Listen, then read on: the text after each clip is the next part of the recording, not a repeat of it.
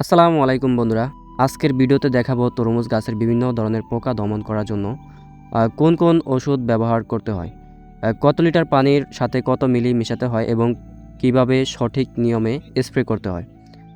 তরমুজ গাছে সাধারণত কয়েক ধরনের পোকা বেশি আক্রমণ করে, যেমন থ্রিপস, মাইট, সাদামাছি এবং পাতার নিচে থাকা ছোট ছোট চুষে খাওয়া পোকা।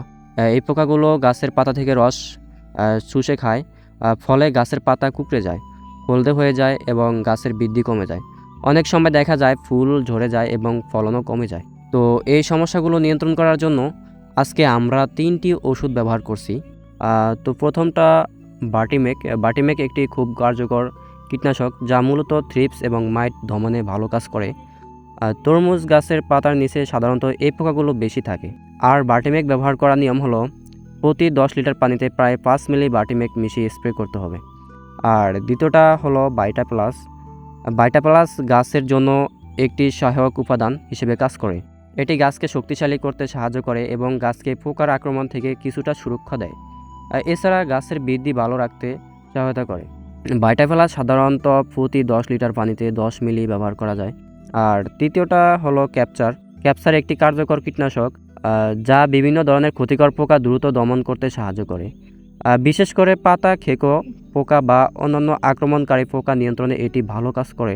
তো ক্যাপচার সাধারণত প্রতি 10 লিটার পানিতে 10 মিলি ব্যবহার করা যায়। তো প্রথমে একটি বালতিতে পানি নিয়ে ক্যাপচারের পাউডারগুলো ভালোভাবে মিক্স করে নিতে হবে। আর স্প্রে মেশিনে পরিষ্কার পানি নিতে হবে। এরপর নির্দিষ্ট পরিমাণ অনুযায়ী বাটিমেক, বাইটা প্লাস এবং ক্যাপচার একে একে পানির সাথে মিশিয়ে ভালোভাবে নাড়িয়ে নিতে হবে, যাতে ওষুধ ভালোভাবে পানির সাথে মিশে যায়। তো স্প্রে করার সময় অবশ্যই চেষ্টা করবেন যেন গাছের পাতার উপরের অংশ এবং নিচের অংশ দুই জায়গাতেই ভালোভাবে ওষুধ লাগে, কারণ বেশিরভাগ পোকা পাতার নিচে লুকিয়ে থাকে। সাধারণত 1% জমিতে প্রায় 20 থেকে 25 লিটার পানি দিয়ে স্প্রে করা যায়। তবে গাছ বড় হলে পানির পরিমাণ একটু বাড়িয়ে নিতে হবে অথবা বেশি লাগতে পারে। স্প্রে করার জন্য সকালবেলা অথবা বিকেলবেলা সবচেয়ে উপযুক্ত সময়।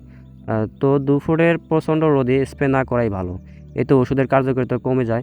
আরেকটি গুরুত্বপূর্ণ বিষয় হলো এই নিয়মে যদি সময়মতো তরমুজ গাছে পোকার ওষুধ স্প্রে করেন বা অন্যান্য যে কোনো ফসল গাছে স্প্রে করেন, গাছ অনেক সুস্থ থাকে, ফলনও অনেক ভালো পাওয়া যায়। তো আশা করি এই তথ্যগুলো আপনাদের জন্য অনেক উপকার আসবে।